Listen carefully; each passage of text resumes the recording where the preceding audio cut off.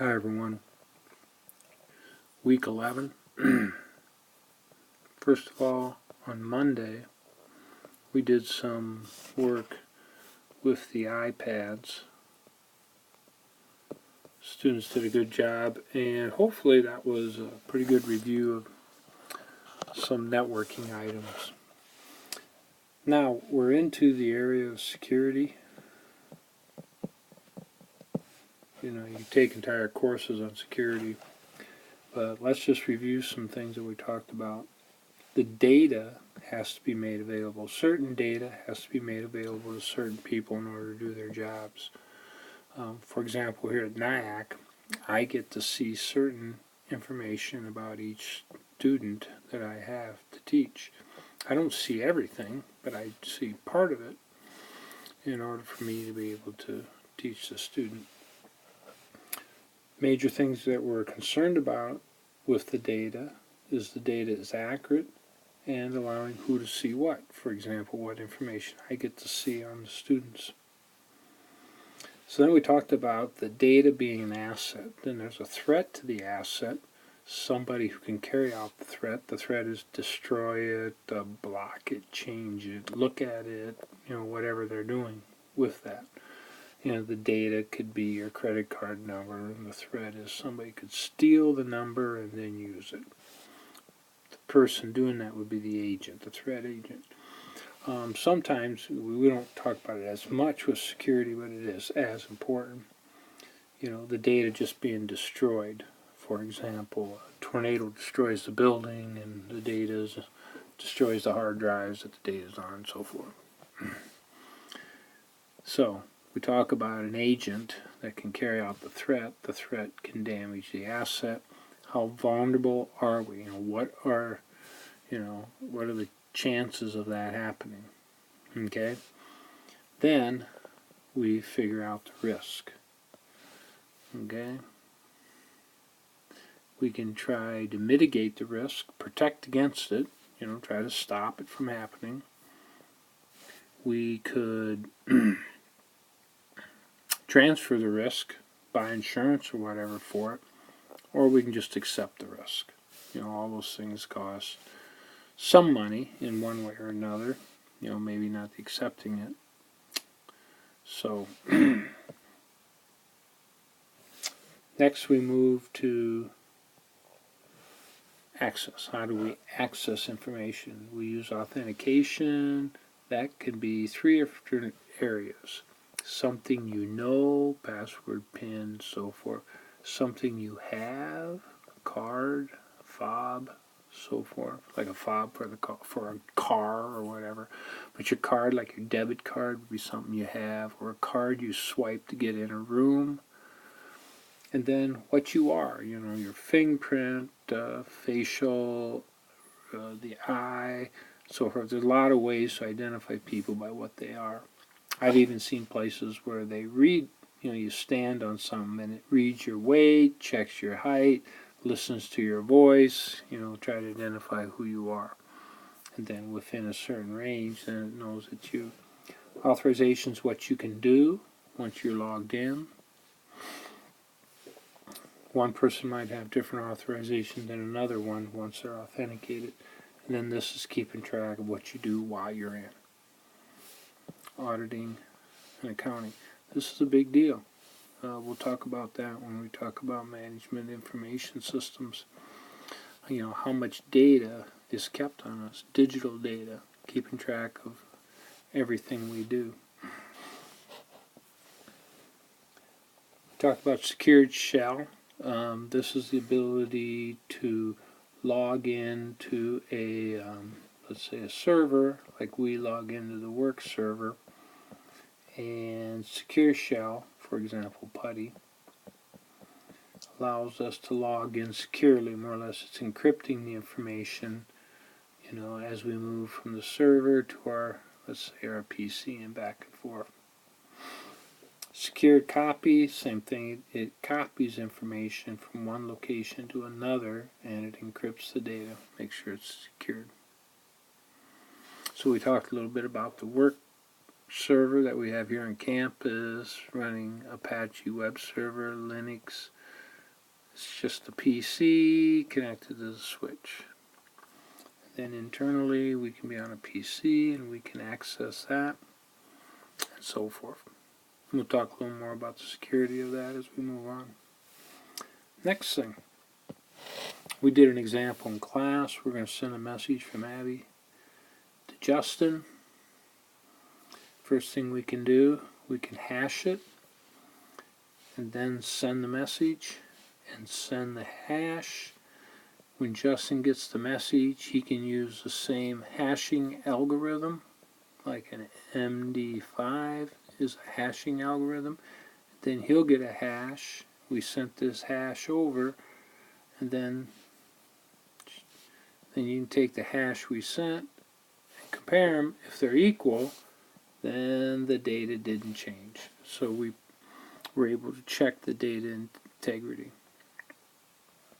Now the next thing we can do is we can take the message, if we want to ensure confidentiality for nobody to read it, we can encrypt it using a key, and then in this case we used a pre-share key. So then the same key is on both sides, so we can encrypt it, we can send the message and decrypt it, and then we have it. And that way in between nobody can look at it because it's encrypted using an algorithm like triple DES or advanced encryption systems. And in this case we have what we call a pre-shared key. Key is known on both ends. Now, if we can't do that, we can't share a key, or like when you're buying something on Amazon and so forth, there's another way we can do that.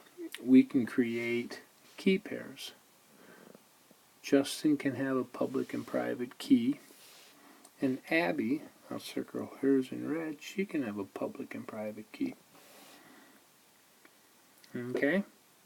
Then what we can do is Justin, he can send his public key over to Abby. And then Abby can use that public key to encrypt the message. Okay, we send the message over, and now the only way it can be decrypted is with Justin's private key. That's how a key pair works. You encrypt with one, you can only decrypt with the other, and vice versa. Alright.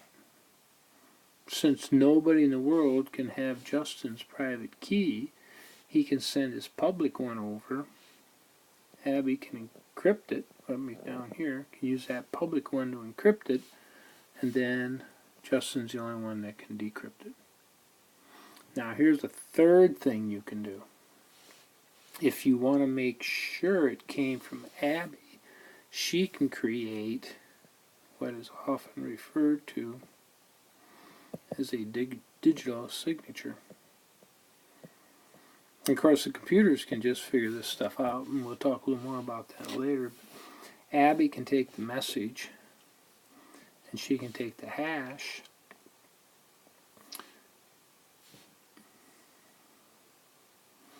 and she can encrypt it with her private key, which nobody else in the world has. And then she can create a digital signature. She can send her public key over to Justin. The hash can come over, which is the digital signature. He takes the message, and he hashes it here to make sure it's accurate after he decrypts it. Then if he wants to make sure this is true, he can take the hash, and this new hash that's encrypted comes over, and he can decrypt it with Abby's public key, which is the only one that can decrypt it. And then he can compare the hashes. If they're equal, he knows it came from Abby. We're going to talk about that one more time in class, but that's basically how a lot of that security works nowadays. Networks. Alright, so we talked a little bit more about, I have a web server. I pay about $80 a year for it. DNS, michaeldirksen.com. that we can access. We talked about a little bit, we haven't mentioned this much, a default gateway. We have private addresses in a network when you need to go out. We have a default gateway, so if you have an address like out here for this web server, you can't find it in the local network, so it'll send it out. Our address before it goes out gets changed to a public address, can work its way through the internet, and then come in here. We can use michaeldirksen.com, but remember DNS will convert that to an IP address. HTTPS secured. 3 pages left. So this was the big picture. I mentioned could they find an IP address, or could they find who the provider is here, who this ISP is, and some students did. They used Aaron and they looked this up and they found who the ISP is. And in this case it ends up being GoDaddy.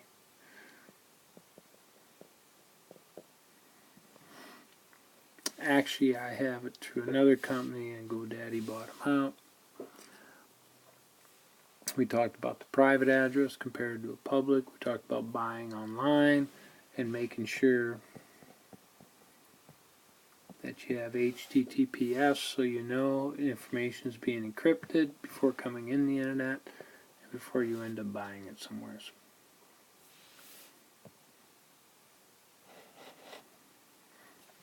We talked about how important it is to secure your wireless. Make sure you do wka11 when you do that. I gave the example of a person who ended up having porn on his computer because his wireless wasn't secured, and his neighbor next door happened to be a registered sex offender, and he was able to put his information on this person's computer of the bed. And then here's the big picture. One thing we didn't mention, there's something called, we don't talk a lot about it in this class, Diffie-Hellman. There's a way, like if you're going to buy from Amazon, Diffie-Hellman uses a public-private key to set up a pre-shared key, and then you go ahead and you purchase and everything is encrypted from your computer to Amazon, let's say, and back. Okay? And that just always happens. It happens. But it's pretty much the same way as we talked about, except Diffie-Hellman can preset, use some algorithms to develop public and private keys.